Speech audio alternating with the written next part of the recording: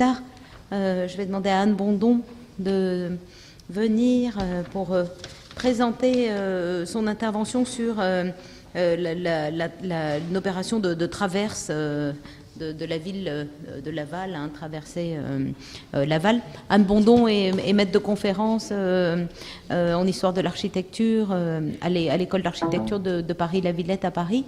Et elle a notamment collaboré aux différents ouvrages publiés par Annie Terrade et Michel Lambert-Bresson. Donc c'est une étude menée au long cours sur ces questions qui sont intéressantes de traverse et qui traitent aussi beaucoup de ces questions de couture aussi dans la ville, de la manière dont on peut étudier les points de suture et paraît assez primordial pour comprendre la manière dont la ville se construit.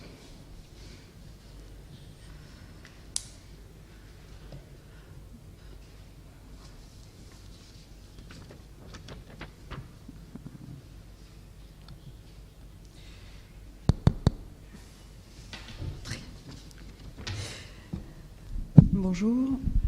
Je vais peut-être remonter un peu le micro. Voilà. C'est bon. Oui, alors moi je travaille sur la transformation des villes depuis déjà quelques années, depuis ma maîtrise, donc ça remonte quand même à presque 20 ans. Et je vous présente là l'histoire de la traverse de Laval. Donc Laval est une ville de l'ouest de la France.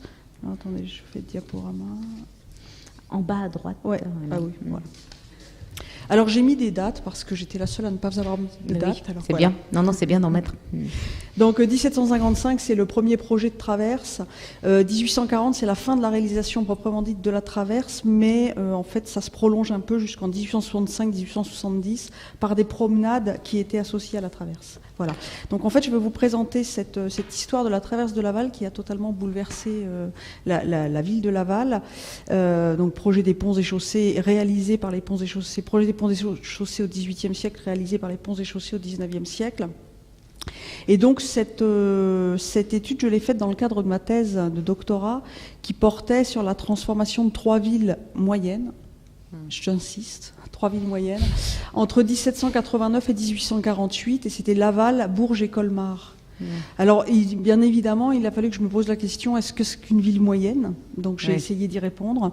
Alors je pense que Strasbourg, Lille, Bordeaux ou Toulouse sont de grandes villes et pas des villes moyennes, parce qu'elles ont une influence au-delà de leur département. Ce sont véritablement des capitales régionales, alors que Laval, Bourges, Colmar n'ont vraiment une influence qu'à l'échelle de leur département. Et pour autant, elles sont confrontées à des problèmes urbains. Donc ce sont des villes. Parce qu'une préfecture n'est pas forcément confrontée, dans la première moitié du XIXe siècle, à des problèmes urbains, en tout cas, voilà, entre guillemets. Pour vous donner un ordre d'idée, Laval, c'est 15 000 habitants en 1806, Bourges et Colmar aux alentours de 20 000 habitants. Voilà. Et on a des préfectures en France, les plus petites doivent faire 5-6 000 habitants à peu près. Et on commence véritablement à sentir des problèmes urbains à partir de 12-13 000 habitants. Avant, c'est un peu plus compliqué. Et je pense qu'à partir de 30 000 habitants en 1806, on est déjà dans des grandes villes. Parce que déjà, même Laval, 15 000 habitants, ça fait partie des 20 plus grandes villes de France. Donc c'est pas anodin. Donc je vais vous présenter ce projet. Alors moi j'ai un texte qui est un peu plus écrit parce que c'est un projet qui est très compliqué, très long, et donc j'ai voulu avoir quelque chose d'assez carré pour ne rien oublier et pouvoir tenir le temps imposé. Voilà. Merci. Voilà, donc donc Laval à la fin de l'Ancien Régime. Donc Laval, donc la préfecture du département de la Mayenne, donc, qui se situe dans l'ouest de la France. Laval, à la fin de l'Ancien Régime, est une petite ville à l'économie prospère grâce à la production et à la commercialisation de ses toiles. Le nombre de ses habitants ne cesse d'augmenter depuis le Moyen-Âge. Située sur un éperon rocheux dominant la Mayenne et enserrée dans ses remparts, elle conserve sa forme médiévale. La plupart des terrains qui l'abordent étant occupés soit par les blanchisseries pour le séchage des toiles, et là on peut voir ici, donc on se situe ici au nord de Laval, Donc on voit ici le vieux château de Laval, le pont, on en reparlera tout à l'heure. Donc la ville totalement enserrée dans ses remparts, on se situe au nord. Et ici on voit les terrains donc possédés par les blanchisseries, puisqu'il fallait faire sécher ces toiles avant de les travailler et de les vendre. Voilà. Et puis on voit ici la rivière de Mayenne qui traverse l'espace. Donc à cette période, Laval est totalement enserrée dans ses remparts. Elle est coincée d'une part par la présence de ces blanchisseries que vous voyez ici. Donc on se situait ici, tout à l'heure au nord, on regardait vers la ville, et par les enclos religieux, qui sont enclos religieux et possession, un terrain possédé par les religieux, donc qui font tout le tour de la ville et qui empêchent la ville véritablement de se développer. À la fin du XVIIIe siècle, on a ici l'amorce d'un petit quartier aristocratique donc, qui est sorti des remparts véritablement à partir des années 1750-1760. Donc la vieille ville enserrée dans ses remparts, et puis quelques développements des faubourgs autour des principales rues qui mènent à la ville de Laval. Mais la densité toujours trop importante à l'intérieur des remparts pose un véritable problème de circulation. Au milieu du XVIIIe siècle, Laval reçoit le passage de la nouvelle route de Paris à Brest. Or, la vieille ville, composée d'un dédale de rues tortueuses à pente rapide, est difficilement praticable, et la création d'une déviation par des rues moins pentues ne règle pas la question du franchissement de la rivière. Donc là, on a ici donc, la route de Paris à Brest qui va arriver à Laval aux alentours des années 1750. Donc on voit ici le tracé de cette route dans Laval, tracé donc extrêmement complexe, puisqu'ici on a une rue, alors c'est pas celle-ci, mais c'est une rue qui est à peu près similaire, une rue extrêmement pentue, puisque c'est la grande rue, mais la grande rue a été élargie depuis, la rue de la Chapelle-Non, donc c'est intéressant de voir, puisque la grande rue devait à peu près ressembler à ça. Donc on a des rues très étroites, extrêmement pentues, qui mènent justement à la rivière. Voilà.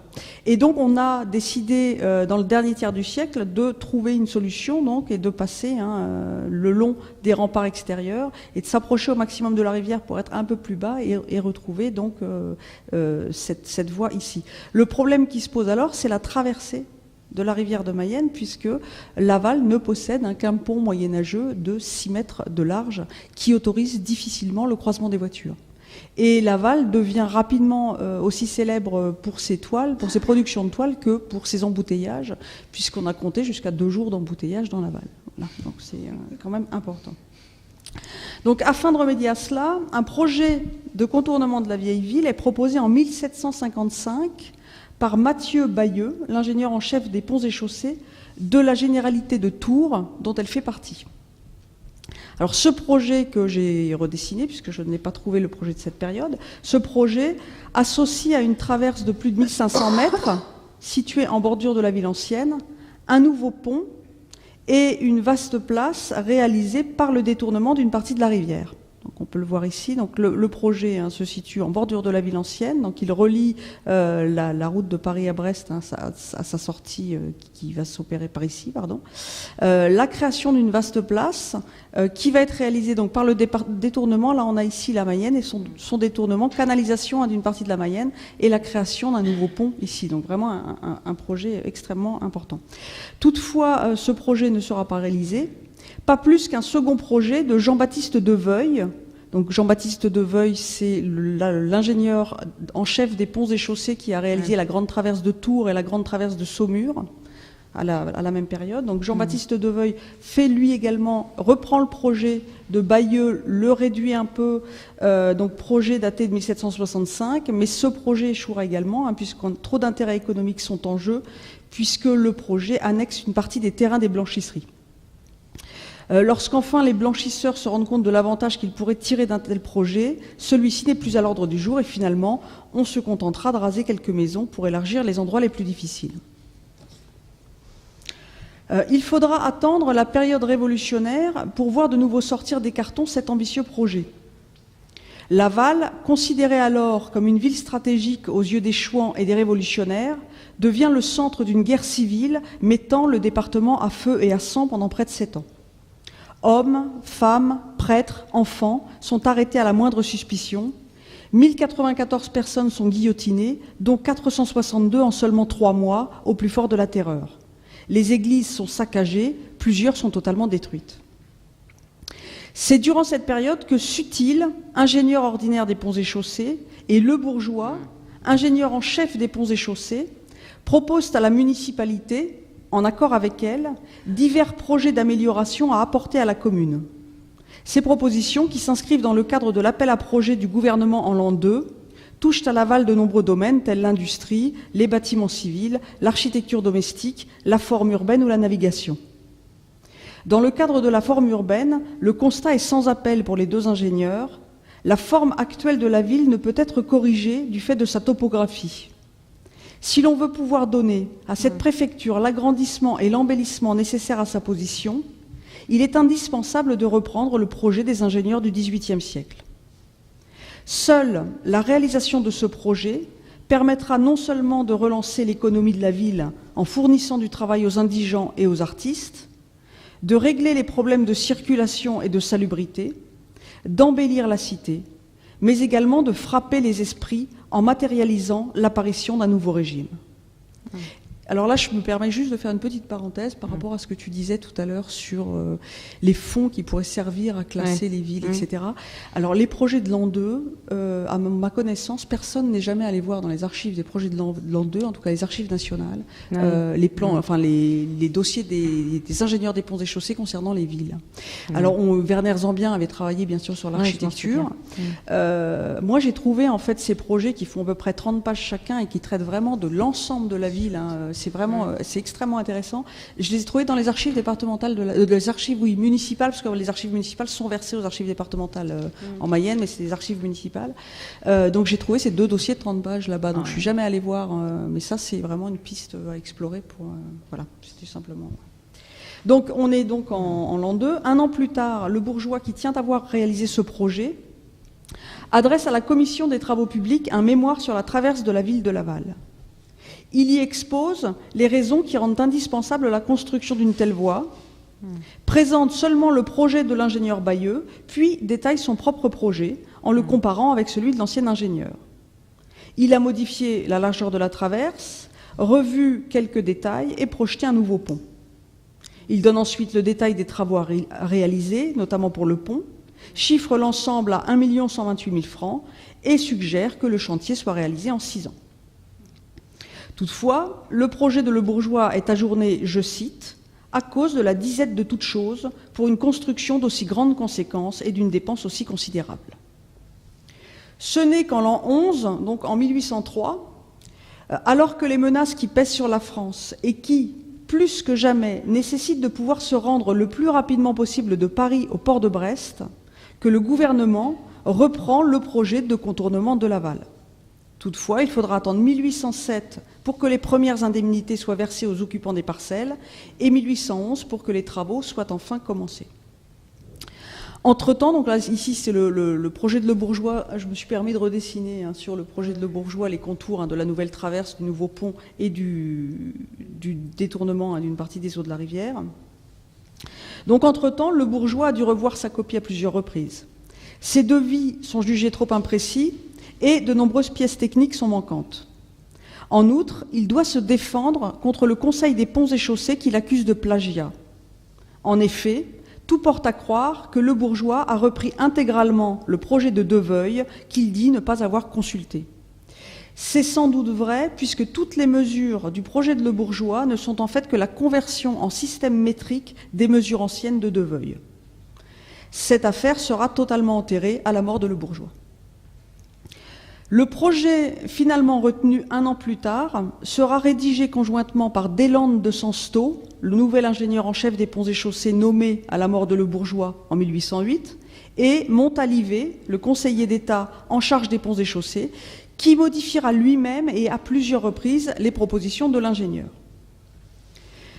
Les choses s'accélèrent enfin. Si les tisserands et blanchisseurs lavallois montrent quelques réticences, leur voix ne porte pas autant qu'à la période précédente. Après quelques tentatives d'obstruction, ils acceptent finalement, à partir de 1807, les indemnités qui leur sont offertes pour perte de leur terrain. En outre, alors que le projet n'est toujours pas définitivement arrêté, la direction des ponts et chaussées s'occupe de faire voter la loi ordonnant la construction du pont et de la première partie de la traverse en décembre 1809. Enfin, en août 1810, le préfet obtient l'autorisation de procéder à l'adjudication des travaux. Le nouveau devis de Deslandes, approuvé par le Conseil des ponts et chaussées, chiffre à 563 383 francs la réalisation du pont et de la première partie de la traverse, c'est-à-dire la première partie de la traverse, c'est la partie en fait qui traverse les blanchisseries, donc c'est la partie qui passe ici, et c'est la partie en fait qui nécessite le moins d'expropriation de bâti, puisqu'on a essentiellement les terrains des blanchisseurs qui sont ici, voilà. Et puis expropriation également de ces terrains-là. Deuxième partie de la traverse qui sera réalisée plus tard, la traverse des tissus constitués de maisons. Donc, et il chiffre à plus de 750 000 francs la totalité de la traverse. L'adjudication pour la construction du pont est organisée le 22 septembre 1810.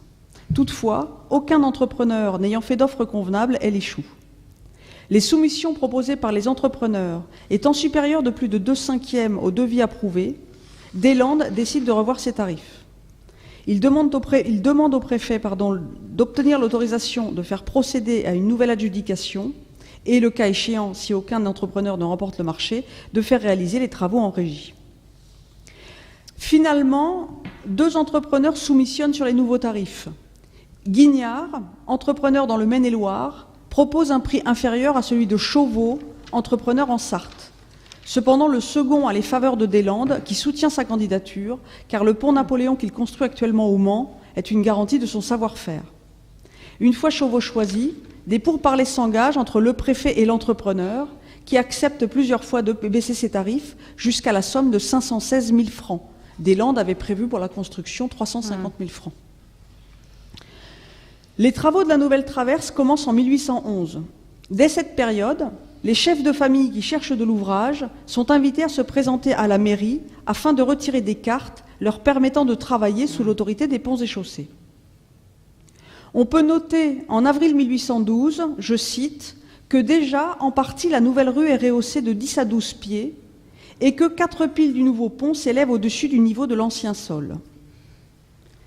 Toutefois, cette construction ne se passe pas sans heurts.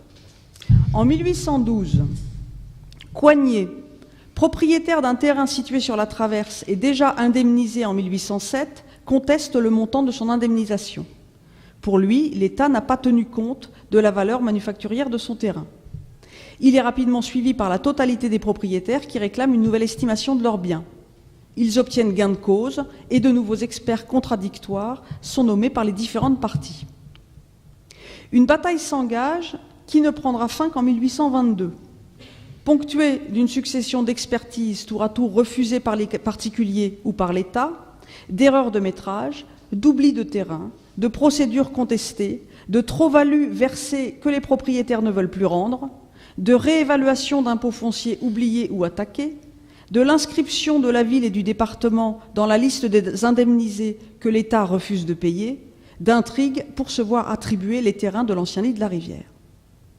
Cette bataille est le théâtre d'une multitude d'épisodes à rebondissement. Finalement, les 50 000 francs proposés par Deslandes dans son devis initial seront progressivement réévalués pour atteindre une somme de près de 130 000 francs. Les problèmes politiques liés à la fin de l'Empire et au retour des Bourbons, suivis de la dépression économique des années 1815-1820, mettent un coup d'arrêt à la construction de la traverse et du nouveau pont. L'État n'a plus les moyens de financer ces travaux. C'est finalement une compagnie particulière qui prend le relais pour la construction du pont. La Société anonyme du Pont-Neuf, qui comprend 36 actionnaires dont le maire et le préfet, est créée en 1822. Sa création correspond à une demande du gouvernement qui cherche à multiplier les initiatives privées sur l'ensemble du territoire afin de lier l'intérêt particulier à l'intérêt général. La compagnie financera les travaux du pont et sera remboursée par des péages placés sur les 2 ponts de la ville. Le pont et la première partie de la traverse sont ouverts à la circulation en 1824. Les travaux se concentrent alors sur la nouvelle place de la mairie située à l'extrémité du pont, c'est-à-dire voilà, sur cet espace ici, et je vous montre ce plan. Anciennement, donc, place de la Chiffolière, cette place a déjà fait l'objet de travaux de la part de la municipalité et des ponts et chaussées depuis 1807, en prévision du débouché du nouveau pont. Mais il faut dorénavant finir de la remblayer, en ménageant ici un aqueduc qui permettra la circulation des eaux de cette partie de la ville vers la rivière et raccorder la place au nouveau pont. Le plan est donné par Deslandes de Sansto, qui prévoit la création d'un vaste quadrilatère et d'une promenade le long de la Mayenne. Les achats et destructions de maisons et la plupart des aménagements sont financés conjointement par la ville et les ponts et chaussées.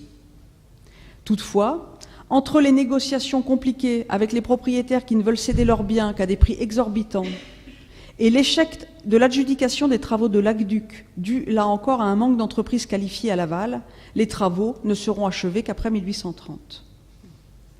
Quant à la construction de la seconde partie de la traverse, la ville est en pourparlers avec la direction des ponts et chaussées depuis 1824. En effet, les ponts et chaussées, considérant que la construction de la seconde moitié de la traverse intéresse plus la ville que l'État, refuse de continuer les travaux si la ville ne s'engage pas à en financer la moitié. La ville, qui refuse de se plier à ces exigences, est finalement contrainte de s'y soumettre, sous peine de ne pas voir l'achèvement des travaux, et versera ainsi plus de 133 000 francs aux ponts et chaussées. Rappelons qu'à cette période, dans les villes, la traverse des routes est considérée comme réseau de grande voirie, et que les maires n'ont sous leur responsabilité que le réseau de petites voiries, c'est-à-dire les rues et places qui ne sont pas du domaine de la grande voirie. Les travaux sur la grande voirie sont donc normalement financés par l'État, les villes n'étant appelées dans le cadre des créations qu'à participer aux expropriations qui dépasseraient la limite du passage de la rue. Toutefois, si la ville accepte de payer cette somme aux ponts et chaussées, elle réussira à imposer ces conditions. Après près de 6 ans de négociations, les travaux reprennent finalement en 1830 et seront totalement achevés en 1837. Là, je vous montre, donc ça c'est Laval vue du Nord, c'est la série des vues en ballon, des vues des collections voyages aériens de France. Donc on voit bien ici la traverse. Donc ça c'est la partie réalisée, depuis la place des Trois Croix, le nouveau pont. Et puis ici, donc on voit encore, on est en 1855, on voit donc l'ancien passage de la rivière qui a été maintenant bouché, et puis donc la nouvelle place de la mairie qui se prolonge jusque-là, et puis ce qui était au bord de l'eau de ce côté-ci, maintenant, cette île est passée de l'autre côté. Voilà. Donc j'avais fait un zoom sur la place de la mairie pour vous montrer les aménagements des Landes de Sansto. Donc on a un vaste quadrilatère planté qui dépasse là sur la Mayenne, ici, ce quadrilatère, et puis qui sera, bientôt il y aura des quais tout le long de la Mayenne, donc on ne verra plus ce décrochement. Et voilà, et donc on voit ici la nouvelle place de la mairie, et puis bientôt les futures promenades qui vont venir prendre place dans cet espace. Donc là on est en 1855, et là je vous montre donc en 1840, donc on est 15 ans avant. Donc c'est le plan cadastral de 1840 que j'ai redessiné. Et donc on voit bien ici la traverse est totalement terminée. Les aménagements donc de la place de la mairie sont pas tout à fait achevés. On voit bien qu'en 1840, le bras de la Mayenne est toujours présent. Et voilà. En 1855, il est à peu près ici. Et en 1840, il est là. Voilà. Et ça a été un gros souci, les remblais, puisqu'on n'avait plus rien à remblayer une fois qu'on a eu terminé de créer cette voie. Voilà, des blés remblais. Et donc ça a mis beaucoup de temps. La nouvelle traverse devient rapidement le nouveau centre économique de la ville. De nouveaux édifices publics y prennent place, tandis que les particuliers font construire, le long de la rue, des immeubles de rapport avec boutiques en rez-de-chaussée. Toutes les rues y sont raccordées. La municipalité projette la construction de nouveaux quartiers à partir des années 1820. Toutefois, il faudra attendre l'extinction des péages sur les ponts pour que les habitants fassent le choix de vivre au-delà de la rivière. Mais là encore, une bataille pour le remboursement des actionnaires entre la ville, la Société anonyme du Pont-Neuf et le gouvernement ralentira le processus qui ne prendra fin qu'en 1838. Quant au remblai total de l'ancien cours d'eau et sa conversion en promenade, les choses vont encore prendre du temps. Les promenades sont totalement achevées en 1865, tandis que des quais sont construits tout le long de la Mayenne. Et là, je vous montre simplement quelques illustrations. Donc là, on voit bien donc la place de la mairie. On est en 1878. C'est le seul plan qui existe après celui de 1840. Donc on a ici la place de la mairie aménagée, la nouvelle traverse. Là, ici, on voit les nouveaux quartiers de la ville. Alors ici, c'est un quartier ancien, mais qui a été transformé. Ici, un quartier neuf qui a été projeté par la ville. en partenariat avec des propriétaires et qui va être raccordé à la Mayenne. D'autres espaces également qui vont être lotis et raccordés donc à cette grande traverse. Et puis ici, quelques amorces de quartiers également créées par la municipalité pour être raccordés à cette traverse. Voilà. Tous les quartiers de la ville sont à ce moment-là raccordés. Puis on a cette grande promenade qui tout le long de la Mayenne, voilà, et qui aboutit à la place de la mairie. Et puis je vous montre simplement 2-3 illustrations. Donc la place de la mairie, là on est en 1900 à peu près. Donc on voit, on est dans la mairie et on regarde vers la Mayenne. Donc on voit cette place. Et puis donc cette grande traverse réalisée qui s'appelle d'un côté la rue de la Paix et de l'autre côté la rue du Général de Gaulle, comme dans la plupart des villes françaises. Voilà. Donc simplement. Et puis les quais donc de la Mayenne qui ont été construits. On voit ici donc la place de la mairie qui est maintenant raccordée à l'ensemble des quais de la Mayenne. Et il reste encore l'ancien pont donc de Laval, mais on avait 2 arches supplémentaires, une de chaque côté, donc qui sont maintenant intégrées dans les quais. La physionomie de la ville a été bouleversée durant ce demi-siècle. Mais ce qui est encore plus remarquable et que malheureusement, faute de temps, je n'ai guère pu vous montrer ici, c'est la transformation du maire et des conseillers municipaux. L'intérêt progressif que prend la municipalité à ces grands travaux et les querelles qui l'obligent presque quotidiennement à se frotter aux ponts et chaussées et aux particuliers lui permettent de prendre progressivement confiance en elle et de s'imposer. Si, dans le premier quart du XIXe siècle, elle accepte sans mot dire les prétentions des uns et des autres, à partir du 1825, elle se bat, plusieurs années s'il le faut, pour imposer ses choix. Plus sûre d'elle-même, plus mûre, elle prend progressivement les choses en main. Sans rechercher le soutien de l'État ni l'accord des particuliers, elle mène seule de nombreux chantiers. Les projets municipaux se multiplient autour de la nouvelle artère. Un hôtel de ville, un théâtre, une halle au grain, des promenades, des quartiers neufs, dont elle contrôle la forme et l'aspect, et de nouvelles rues qui relient l'ensemble des quartiers de la ville à la traverse. Si à Laval, c'est par ce chantier d'envergure que la municipalité a été transformée en profondeur, à Bourges et Colmar, on ne trouve pas de telles réalisations. Pourtant, dans ces villes comme à Laval, il y a un avant et un après. Un changement profond dans la manière dont on aborde les problèmes urbains. C'est sur cette transition qui s'opère au milieu de la restauration que portent mes recherches actuelles. Je vous remercie. Merci beaucoup, Anne. Je trouvais ça assez passionnant parce qu'on change à la fois d'échelle de projet, de type de projet, et c'est vrai que cet avant-après est important même pour d'autres types de villes. J'aurais 1 ou 2 questions, mais peut-être si dans la salle il y a quelques remarques. Oui, Ronan. Merci beaucoup. Un Lavallois.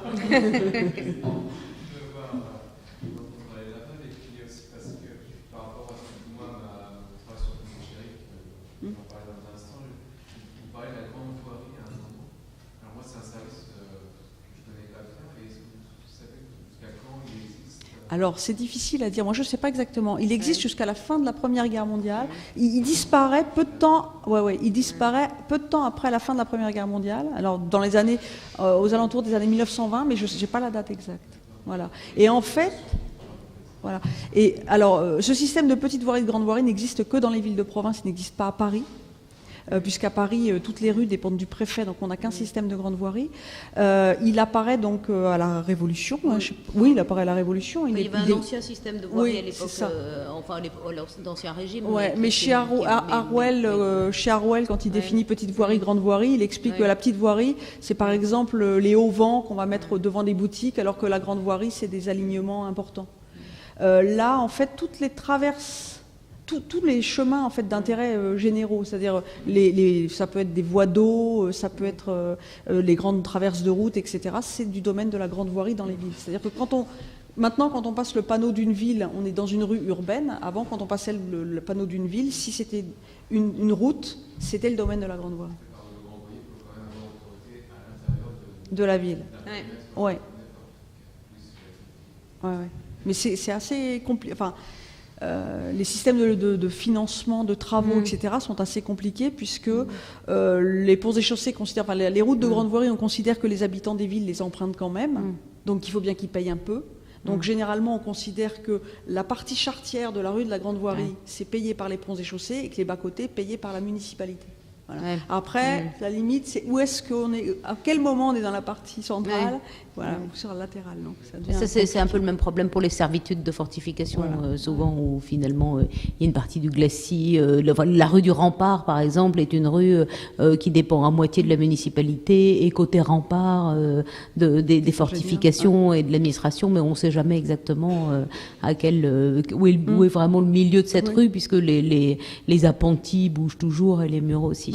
Mais Stéphane Blond, qui devait venir aujourd'hui, mais qui a pas pu, me disait qu'il y a énormément d'archives, notamment les archives de ces plans de Truden et des atlas, des archives aux archives nationales, qui parlent justement de ces points de suture, en fait, de cette de la manière dont les pénétrations des grandes voiries se font dans les villes et que ça n'a pas du tout été étudié. Donc c'est des vraies questions aussi de points de suture et de la manière dont l'interpénétration des deux peut se faire. Et ça, c'est aussi dans ces séries un vrai sujet, parce que ce sont des séries complètes qui n'ont pas été ou très peu exploitées. Non, ce que je trouve d'assez passionnant dans votre exemple, c'est quand même l'échelle de projet gigantesque de cette canalisation qui est vraiment extrêmement large. Enfin, finalement, on pense toujours à ville moyenne, petit projet, mais là, c'est assez démesuré. C'est quand même assez exceptionnel, je pense. Oui. Enfin, moi, je ne connais pas d'autres exemples. Je ne sais pas, Monsieur Pinon, si vous d'autres exemples de grands projets urbains comme ça dans une toute petite ville.